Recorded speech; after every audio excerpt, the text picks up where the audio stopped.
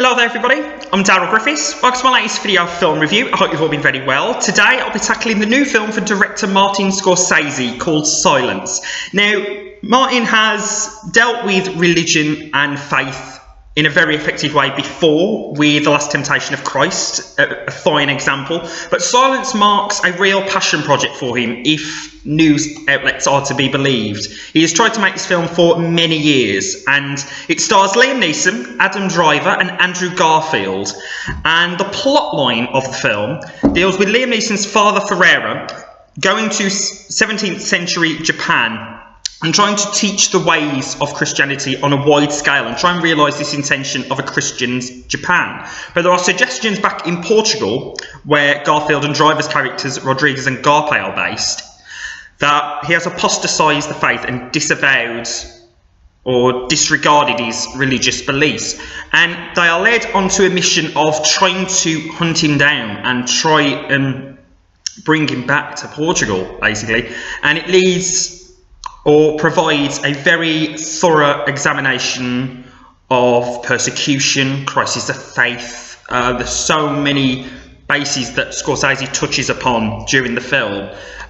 Silence, there is so much I want to say about this film. It is a towering, monumental piece of filmmaking, and there's no way around it. I think after The Wolf of Wall Street, which was quite riotous and outlandish in its aesthetic and its antics, this almost feels like a cleansing of the visual palette and the narrative for Scorsese. And in comparison to that kind of film, Silence is very still, it's very serene. There's nothing overly expressionistic about the direction. There's beautiful pans and mid-shots, the mist of the mountains, and the visual metaphors of how the oppression of religion is interpreted within the film, with the huts and caves and these kind of settings, and it deals with it so well. I think it has some great relations to modern day. I think with the idea of persecution, where you don't even have to be religious to appreciate that. Like, for me as a gay man, certain countries still don't legalise homosexuality, and I think the way that the political landscape, how basic things like immigration, and you can just drop the words and people don't necessarily realise what's being dealt with within it, and they just take it as face value and they flip it in such a way that it draws conflict between certain demographics and certain groups of people. And there's just so much that it tackles, and crisis of faith, like in such a desperate climate at times, like with the financial crashes and that kind of thing, and how you're looking to these false gods and you look at the tyranny in politics and like the likes of Trump and Brexit and that kind of thing. And you look at 2016 as well. I mean, I'm probably running off on a tangent here, but there are so many bases that Scorsese touches upon that it really feels very modern day as well, despite his 17th century setting.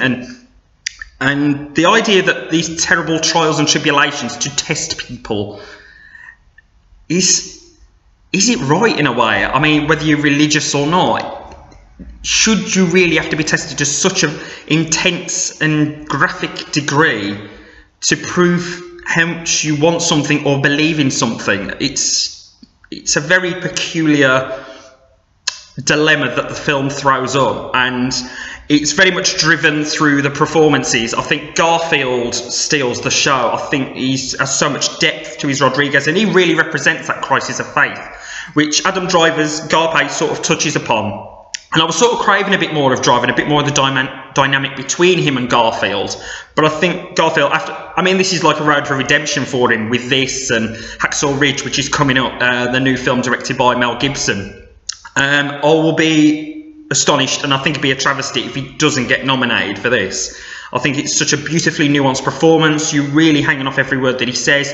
I think the face-offs that he has, there is one with Neeson, and it is astonishingly good. Neeson's very intense as well, and he very much represents this idea that the oppression and how someone's mind can be so warped. You look at like the extremists, that how their thought processes and how it's been torn and contorted in such a way that they'll just act out atrocities, and it's just a horrible way to deal with things, and in terms of trying to understand this very warped ideology. And I think it touches so much on those things with Scorsese. I think there's so much depth to this film.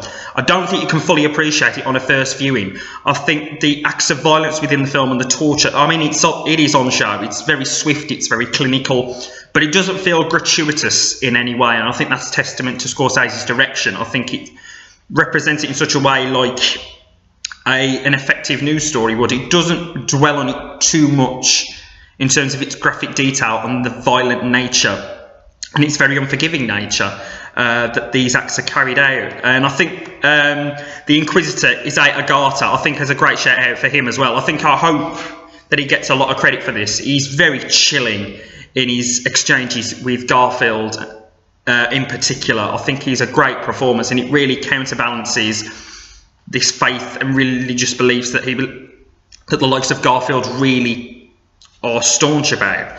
I think if there are niggles with silence, I think I wasn't crazy about the last 10-15 minutes, bar the final frames. I think where the narration, where it's littered within the film, I think it's very effective. I think it feels a little bit tacked on at the end of this film without spoiling anything. And I think certain instances where it tries to reinforce its notions and intentions, I think can be a little obvious. Or maybe on further reflection, that's the point. Because certain obvious things within the political landscape and just general world issues are being contorted and twisted in such a way. And maybe that's Scorsese's point within silence. But I think the film, as a cohesive whole, I don't understand why the awards season hasn't really given it much praise or given it enough nominations. I'm astonished. Whether it's the deadline with the Golden Globes, I mean, their categories are quite bogus at the best of times. But if BAFTA and the Academy don't acknowledge it, I will be astonished. I think this is Scorsese's, one of his best works. I think when you look further down the line, I think it's just an astonishing piece of filmmaking in aesthetic, in its intentions, the emotional as well as narrative depth. I think the performances are stellar. It is a real... Scorsese's poured his heart and soul into this, and it really shows. I think Silence is a film really worth shouting about, and I really hope you do go and see it if you do get the chance, because I appreciate it's quite a long film and certain show times are very awkward in terms of their placing, but I hope you get a chance to see it. I think it is a fantastic piece of work. That is a wrap on a review of Silence. I hope you've enjoyed it. You can subscribe to my YouTube channel below, which would mean a great deal. My next video review will be a certain La La Land, which behind me, a poster of it in Lighthouse Media Centre, which I'm based for work.